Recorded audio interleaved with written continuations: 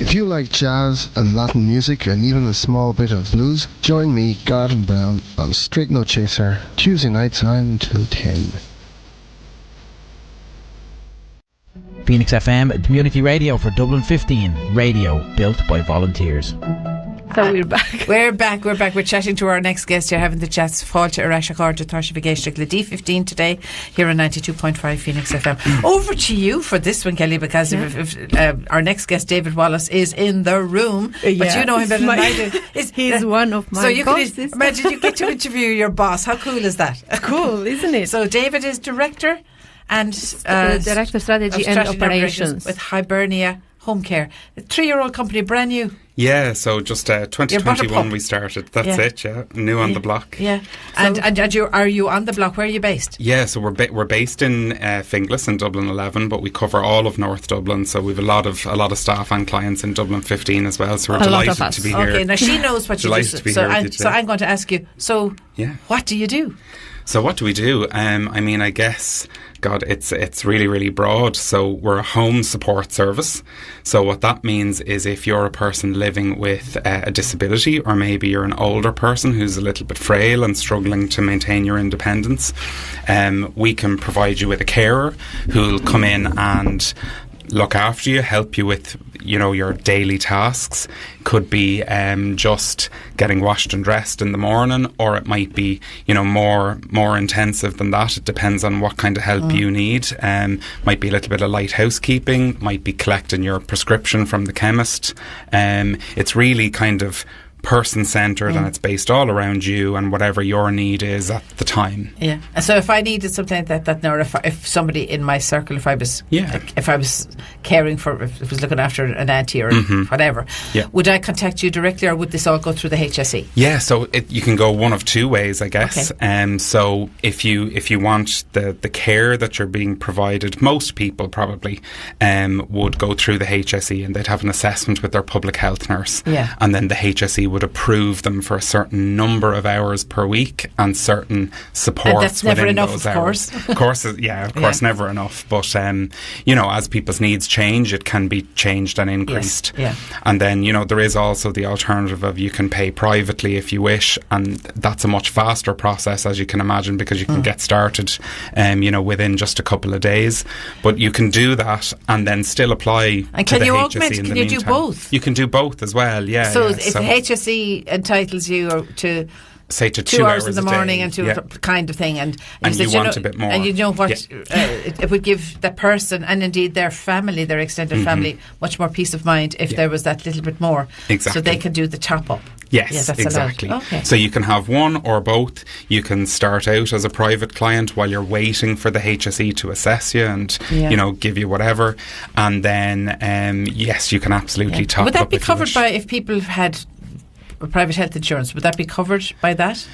Some health insurance plans do cover it because it tends to be a longer term arrangement. It's usually on a private health insurance plan. It's usually just for post surgical recovery. Okay, so it should be a finite number of weeks. Yeah, you get it for X number of weeks until your knee is better. I get you. But when you apply, able to commit to a long term thing. Yes, exactly. That's a bottomless pit potentially.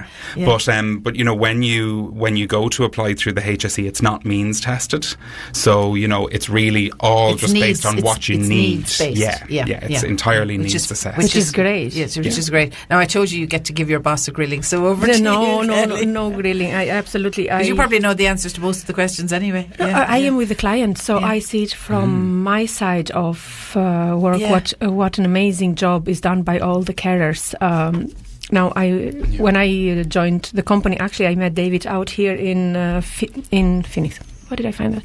In Blanchardstown, you remember? In the shopping centre. And I was asking for someone else. I was asking for someone else. These things work, listeners. And then, it worked. I asked for someone else, and then I talked to David and said, why not let me go and see? I'm a people person. And I went and had you offer academy. Hibernia offers academy. It's a short, very intense. Very intense training, but it's mind-blowing, especially the training, because I told the trainer as well, for my point of view, is not that we don't know how to care, because every person, more. Well, Most everybody people knows how to look how after to look somebody. after has been you In can a way. see or it comes from inside, but to do it the right way. Yes. So that's what Hibernia does, carrying the right way, focusing on the client. Yeah. And the we've- carer. Yeah, absolutely. So they can both can be happy. Yeah. So that's from my point. So I cannot grill David. Well, it's not good. I won't call it a grilling, but I will ask you. Your own background is obviously in nursing. So Yeah. what prompted you to leave that day job and to go into to set up? I presume were you the person who set up this company? No, so the founders are John and Gillian. So Okay. Gillian is from Finglas and has been in home care for about 25 years. John similarly then has been, I worked with John in the nursing home sector, and then I'm the third director, if you like. Yeah. So between the three of us, like, we've all been in care all of our you careers. did switch tracks in terms of the healthcare service that you provide. Yeah. So what prompted that? Really, I guess after the pandemic, to be honest. So I'd been I started out in hospitals and then was working in nursing homes. And I think, the pandemic, not to be waffling on about it, but it really did help focus the mind on where people wanted to be. And the reality is that everybody would rather stay at home. Everybody wants to be cared for in their home with the surroundings that they're familiar with. Yeah. And people often, no matter how good the care, people often go into decline when the familiarity is... Yeah, a change in routine and a change in and environment. Even before people run well at all, I've heard people talk about downsizing in terms of their property or resizing or, correct sizing, but unfortunately, that often means leaving, even when people are still well and need no health supports at all. But if they're to downsize or resize their property, it means moving out of their area because, one area is known for having small houses, and if you have a big house, you're maybe down in the Georgian Village. You can't resize in the Georgian Village. You have to move out of it. Absolutely, you have to just go someplace else. And so your neighbours change. It breaks your social your connections. Local church, your community centre, the shop, the park you even walk in. your GP, your chemist, everything who've changes. known you and looked after you maybe for 20, 30 years, So and all of a sudden it's a great case for mixed sizing in housing, so that people can go from small to large and from large to small without changing everything. The same applies to families who are growing. You go from your first house to your family house. Why does that mean you have to move out of your area? Why aren't we? It's kind of obvious, really, when you spell it out. Absolutely, and there's a huge opportunity there for for things in the housing sector. And obviously, I'm not an expert on housing, but the important thing is if people could stay in their community, stay connected to the networks that they're that's where I was going with that. with. So that comes back to the healthcare thing, the wellness, the sense of being located, and of course later on when people start to get forgetful, never mind drifting into actual dementia, to be in familiar places is such a help. And of course people will know them too. So if you see Mrs. or Mr. X or Y walking down the street and you've known them all your life, you'll know well you may not remember their name, but you know that you know them. That person is not heading in the right direction, and you can pop in and you can say, hello, Tommy or Mr. So-and-so or whatever, can I help you? Were you heading to the shops? And, to act like neighbours used to. So you're loving this new it's brilliant. And, it's great to hear from Kelly as well, like her experience of how she finds the work. But it's so important to the people that we look after. For some of them, it's the only bit of contact that they have day to day. And I've been in and out to the clients myself on occasion, and you just can't overestimate the value that people put on that happy face coming to the door, knowing that somebody's going to be there to look after them, that it's going to be, that there's a level of consistency as well. It's not a different person every time. How important is that consistency too, that that it's always Kelly that comes to me?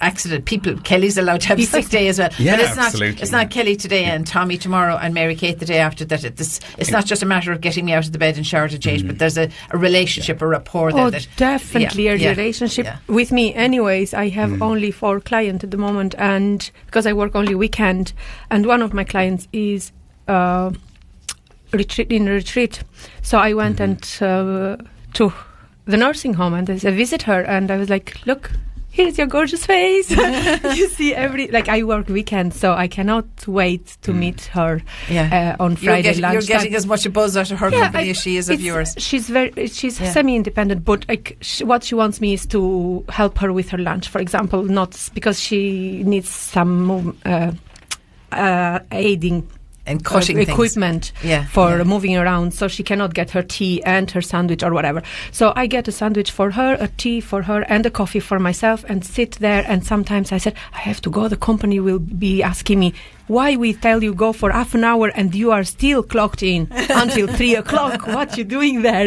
Because I have no other calls after her. Yeah. But this, and I love it and I hate it at the same time. Then I say, if I stop doing that, what then? You know what I mean? What's going to happen? So it's... Yeah, there's a balance between professionalism, but, you have to...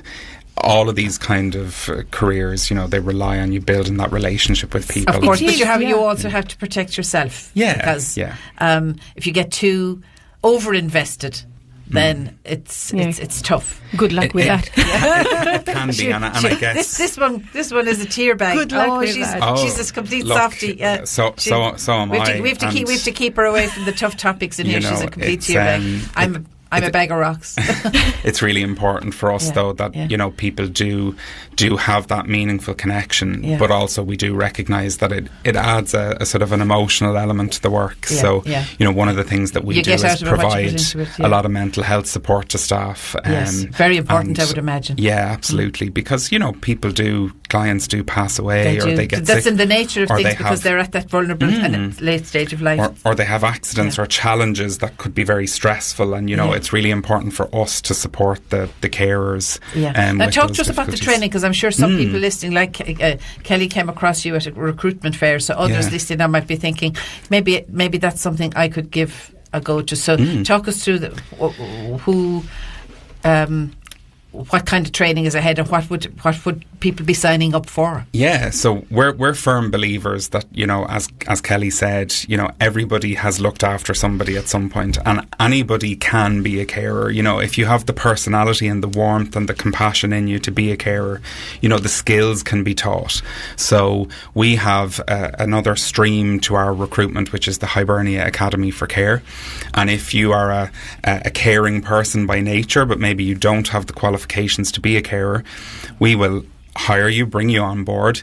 The training is paid for. You get paid to sit in the classroom, and you have 3 intensive weeks where you'll do QQI, which is accredited qualifications, so a QQI level 5 certification in care skills and care of the older person.